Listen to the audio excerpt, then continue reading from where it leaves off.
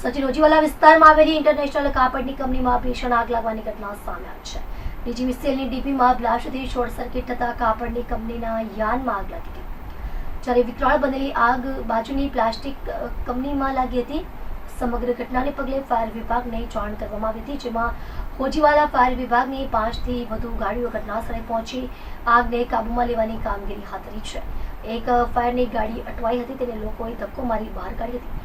સુરતના ઓજીવાલા વિસ્તારમાં road number 17 પર આવેલી પાર્થ પ્લાસ્ટિક તેમજ પ્લેટિનિયમ ઇન્ટરનેશનલ કાપડની કંપનીમાં ભીષણ આગની દુર્ઘટના સર્જાઈ છે. આગ વધુ ભીષણ બનતા બાજુની પ્લાસ્ટિકની કંપનીમાં પણ લાગી હતી.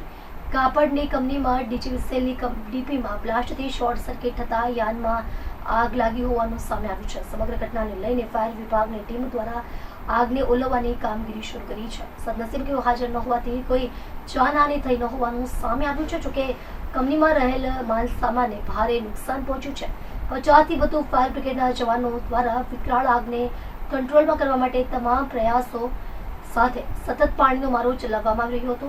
એટલું જ નહીં, ફાયર બ્રિગેડના અધિકારીઓએ જણાવ્યું હતું કે ગઈકાલે બપોરે લાગેલી આગ એટલી ભીષણ અને વિકરાળ બની છે કે આજે એટલે કે શનિવાર બપોર સુધીમાં પણ સંપૂર્ણ કાબૂમાં આવી ન હતી અને આગ ઓલવવાની કામગીરી ચાલુ હતી.